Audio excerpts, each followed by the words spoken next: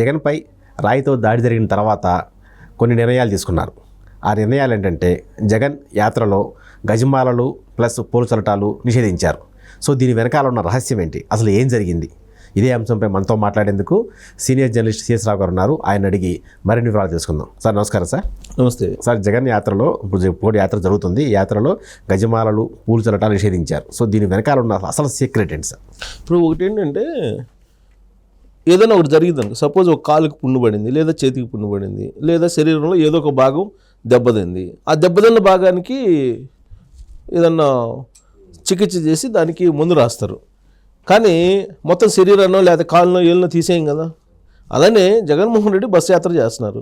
Bus యాత్రలో ప్రధానంగా ఏంటంటే గజమాలు వేస్తారు, పూలు చల్లుతారు, ఇవన్నీ కామనే.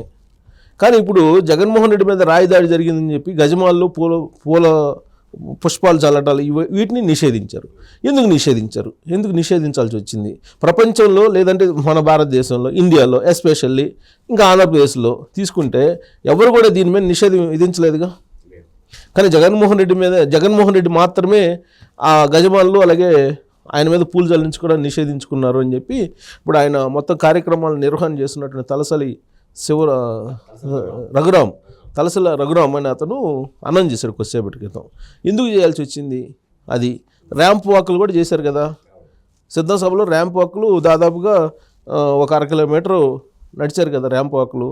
తర్వాత ఈ మేమంతా సిద్ధం సభల్లో కూడా రోజుకు ఒకసారి ర్యాంప్ వాకుల మీద నడిచారు కదా. ఇప్పుడు ఆల్ ఆఫ్ సడన్గా ఎందుకు చేశారు అని అంటే, ఇప్పుడు అసలు రాయి దాడి జరిగిందా, లేదంటే జరిపించుకున్నారా, లేదంటే ఆ రాయి దాడి చేసినటువంటి వాళ్ళని పట్టుకోలేక ఈ నిర్ణయం తీసుకున్నారా అనేది ఒక ప్రశ్న ఉత్పన్నమవుతుంది.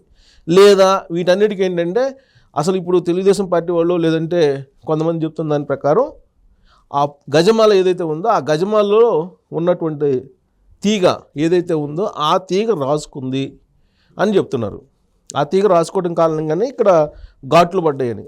జనరల్గా ఒక రాయి తీసుకుని కొడితే ఎలా ఉంటుంది? బడబడబడ రక్తం వచ్చేస్తుంది. రక్తం వస్తుంది కదా, చాలా బలంగా తీవ్రంగా కొట్టారని చెప్తున్నారు కదా. అందులో తీవ్రంగా కూడా ఎట్లా తీవ్రంగా కొట్టారని సజ్జల రామకృష్ణారెడ్డి చెప్తున్నారు కదా.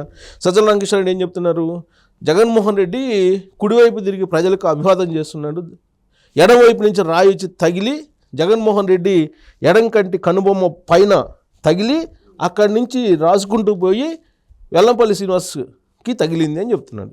వెల్లంపల్లి శ్రీనివాస్ కన్ను కూడా బాగా వాసిపోయింది కదా, బాగా కట్టేసుకున్నారు కదా. అంటే జగన్మోహన్ రెడ్డికి ఎంత బలంగా తగిలి ఉండాలి ఇక్కడ? అంటే రక్తం రాకుండా రాసుకుంటూ వెళ్ళిపోయిందా జగన్మోహన్ రెడ్డికి అనేది ఒకటి అనుమానం. జనరల్గా తగలంగానే బ్లడ్ వస్తుంది, అందుట్లో స్టోను, అది కూడా గులకరాయి అని చెప్తున్నారు. గులకరాయి తీసుకుని కొడితే అందులో క్యాట్ బాల్ అని కొంతమంది, ఎయిర్గన్ అని చెప్పి కొంతమంది ఇలా రకరకాలుగా చెప్తున్నారు. అలాంటప్పుడు రక్తం అయితే కారాలి కదా. రక్తం కారిన దాఖలు ఉన్నాయా? లేవు. అక్కడ స్పాట్లో మనం చూసాం కదా, ఒడ్డు పెట్టి తుడుస్తున్నారు. అంటే చెమ్మలా వచ్చిన లైటే తుడుస్తున్నారు అంతే. అంటే పైన 2 గీతలు కనిపిస్తున్నాయి అంటే ఫోటోల్లో మనకైతే. ఆ గీతలు కనిపిస్తుంది అంటే ఒక సువ్వలేదో గీసుకొని పోయినట్టు, 2 ఆ సువ్వలు గీసుకొని పోతే అయినట్టు కనిపిస్తుంది. 1. 2, అసలు ఆ రోజులు చూస్తే కనుక గజమాల వస్తూ ఉంది, గజమాల తీసుకొస్తున్నారు. గజమాల తర్వాత ఏం జరిగింది అనేది లైవ్లో ఎక్కడా లేదు. గజమాలని కట్ చేస్తే తుడుస్తున్నట్టు కనపడింది. అంతకు మించి మధ్యలో రాళ్ళు ఇచ్చినట్టు లేదా రాళ్ళు తగిలినట్టు అనేది లేదు. 1. ఆయన గాయమైన తర్వాత ఇమీడియట్గా సెక్యూరిటీ వాళ్ళు ఏం చేయాలి? రౌండప్ చేయాలి, ఇమీడియట్గా తీసుకెళ్ళిపోవాలి. నిజంగా రాయి దాడి జరిగి ఉంటే ఇమీడియట్గా పోలీసులు అక్కడుండే సెక్యూరిటీ వాళ్ళు దానికి బుల్లెట్ ప్రూఫ్ జాకెట్స్ కానీ లేదంటే పోలీసులు వాడతారు కదా లాఠీ చార్జ్ జరిగేటప్పుడు ఆ షీల్డ్స్ కానీ ఇమీడియట్గా షీల్డ్ వాడాలి. లేదంటే బుల్లెట్ ప్రూఫ్ జాకెట్స్ ఉన్నాయి, రెడీగా పెట్టుకున్నారు కదా. దాదాపు 300 మంది సెక్యూరిటీ కదా, 5 అంచెల భద్రత కదా. దానికి కొన్ని కోట్ల రూపాయలు ఖర్చు పెట్టి ప్రత్యేకమైన జీవో తీసుకొచ్చి సెక్యూరిటీ పెట్టుకున్నారు కదా. ఇంత పెట్టుకున్నప్పటికీ జరిగిందాన్ని మీరు ఏమన్నా దాన్ని ఫైనల్ చేశారా? 48 గంటలు అవుతుంది, ఇప్పటివరకు ఫైనల్ చేయాల. ఉన్నది గవర్నమెంట్లో ఎవరు? జగన్మోహన్ రెడ్డి గవర్నమెంట్.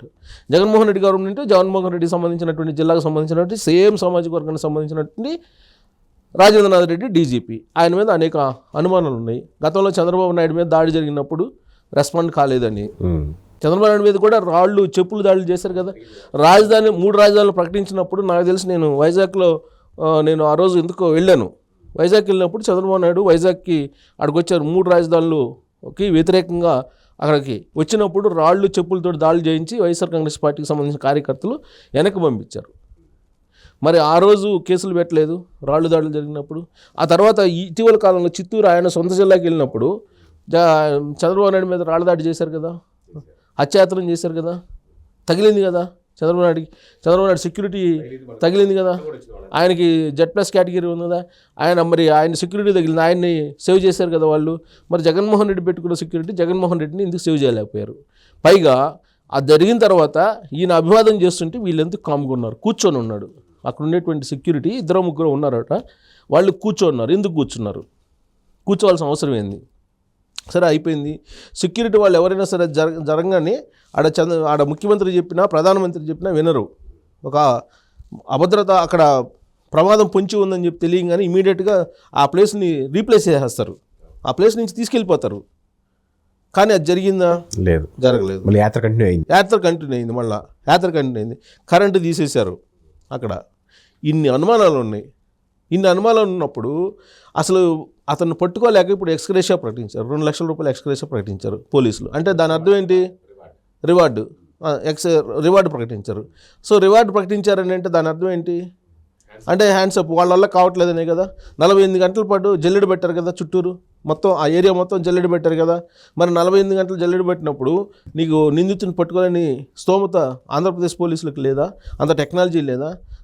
జగన్మోహన్ రెడ్డి బస్సు అందరికీ నాకు తెలిసినంత వరకు 360 degrees యాంగిల్లో షూట్ చేసేటువంటి సీసీ కెమెరాలు ఉన్నాయి. అధునాతనమైనటువంటి బస్సును తయారు చేయించుకున్నారు. ఆయన బస్సుతో పాటు ఇంకో 2 బస్సులు, మొత్తం 3-4 బస్సులు ఉన్నాయి. ఆ 3-4 బస్సులు 50 కోట్లు పెట్టి చేయించుకున్నారు, కొత్త బస్సులు. ఆల్రెడీ అంతకుముందు చంద్రబాబు నాయుడు వాడినటువంటి బస్సు ఉన్నప్పటికీ కూడా దాన్ని కాదని బుల్లెట్ ప్రూఫ్ వాహనాలు 50 కోట్లు పెట్టి తయారు చేయించుకున్నారా లేదా? వీళ్ళు చేయించుకున్నారు కదా. చేయించుకున్నప్పుడు మీరు సెక్యూరిటీ ఎందుకు ఇవ్వలేకపోతున్నారు? ఎందుకు ఇవ్వడంలో వైఫల్యం చెందారు?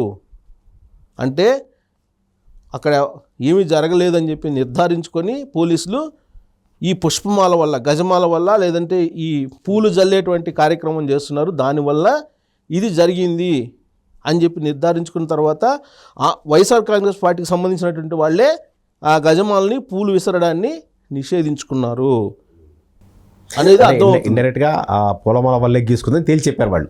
ఇండైరెక్ట్గా అదే కదా. మరి వాటిని నిషేధించారంటే ఇండైరెక్ట్గా దానివల్లే. ఇప్పుడు గజమాలను ఎలా తయారు చేస్తారు? బైండింగ్ వైర్తో తయారు చేస్తారు. బైండింగ్ వైర్ తయారు చేస్తారు, ప్లస్ సువ్వలు పెడతారు, మధ్యలో సువ్వలు పెట్టి గజమాలను తయారు చేస్తారు. సో కాబట్టి అవి దానివల్ల ప్రమాదం జరిగిందని గ్రహించి వాళ్ళు ఆ నిర్ణయం తీసుకొని ఉంటారని చెప్పి భావించడానికి అవకాశం ఉంది. సో అంటే ఇది జరగడం దురదృష్టకరం అండి. ఒక ముఖ్యమంత్రి ఎవరైనా ఉన్నాయి, అక్కడ జగన్మోహన్ రెడ్డి ఉన్నాయి, ఇంకోళ్ళు ఉన్నాయి, ఇంకొకళ్ళు ఉన్నాయి, X ఉన్నాయి, Y ఉన్నాయి, అది ఇమ్మెటీరియల్. అది ఆంధ్రప్రదేశ్ పోలీసులకే ఒక ఛాలెంజ్ లాంటి ఇష్యూ. అది నిజంగా జరుగుంటే ఇప్పుడు ఎన్నికల కమిషన్ ఆధ్వర్యంలో పనిచేస్తుంది పోలీస్ విభాగం. సో ఇప్పుడు దాన్ని నిర్ధారించాల్సింది ఎవరు? పోలీసులు. నిర్ధారించలేని పరిస్థితుల్లోనే కదా నువ్వు రివార్డు ప్రకటించింది. 2 లక్షల రూపాయలు రివార్డు ప్రకటించి మాకు చేత కావట్లేదు బాబోయ్, మీరైనా వచ్చి వాళ్ళు పట్టుకోండి అని చెప్తున్నారు ఇండైరెక్ట్గా. అంతే కదా. మరి సీసీ కెమెరాలు ఉన్నాయి. జగన్మోహన్ రెడ్డి వెళ్ళేటప్పుడు మళ్ళీ 2 కిలోమీటర్ల దూరంలో నీకు జగన్మోహన్ రెడ్డి ఇక్కడ ఉంటే ఇక్కడ నుంచి 2 కిలోమీటర్ల దూరంలో మొత్తం డ్రోన్లు తిరిగి డ్రోన్లతోటి మళ్ళీ ఆపరేట్ చేసి సెక్యూరిటీ మొత్తాన్ని క్యాప్చర్ చేసి ఆ సెక్యూరిటీ ఎలా ఉంది ఏంటి ఆ ప్రాంతాలను క్యాప్చర్ చేసి పంపిస్తున్నారు కదా. అంత పంపించినప్పుడు ఎందుకు జరిగింది అని అంటే కేవలం గజమాల ఈ పూలు విసిరేటువంటి క్రమంలో వాళ్ళు ఈ పూలను విసరటంలో కూడా చాలా ఫోర్స్ఫుల్గా విసురుతున్నారు. అది పంపు ద్వారా కొడుతున్నారా అనేది కూడా ఒకటి. పూలలో ఒకవేళ రాయి ఉండేమన్నా తగిలిందా ప్రమాదవశాత్తు? ఓకే, యాదృచ్ఛికంగా అది ఒకవేళ పూలలో ఉండి వెళ్ళి తగిలి ఉండొచ్చు. అదేం లేకపోతే అగందుకొని పట్టుకోవడం ఇంతసేపా పోలీసులకి? ఆంధ్రప్రదేశ్ పోలీసుల సామర్థ్యం ఎవరికి తెలియదు. అంతర్జాతీయ అవార్డులు, జాతీయ అవార్డులు అందుకున్న వాళ్ళు ఆంధ్రప్రదేశ్ పోలీసులు. పట్టుకోవడం పెద్ద ఇష్యూ కాదు వాళ్ళకి. అందుట్లో అంత పెద్ద దాంట్లో పట్టుకోవడం కూడా పట్టుకోలేదని అంటే, ప్లస్ ఇప్పుడు గజమాలు, పుష్పాలు నిషేధించారంటే డెఫినెట్గా వీటి ద్వారానే పొరపాటున జరిగినటువంటి రాయి దాడి అని చెప్పి పరోక్షంగా వైఎస్ఆర్ కాంగ్రెస్ పార్టీయే ఒప్పుకున్నట్టుగా ఇప్పుడు భావించాల్సి ఉంటుంది. సో రాయి దాడి ఘటన వెనక ఎలాంటి కుట్ర లేదని, సో ఇది ఏదో అలా జరిగిపోయిందని వైఎస్ఆర్సీపీ ఇండైరెక్ట్గా ఒప్పుకుంటున్నట్టయింది. సో పోలీసులు కూడా నిందితులను పట్టుకుంటే 2 లక్షలు రివార్డు ఇస్తామని ప్రకటించారు. సో అంటే వాళ్ళు చేతకాలేదని హ్యాండ్స్ అప్ ఇచ్చారు. మరి రాబోయే రోజుల్లో అయినా నిందితులు దొరకాలని కోరుకుందాం. Thank you.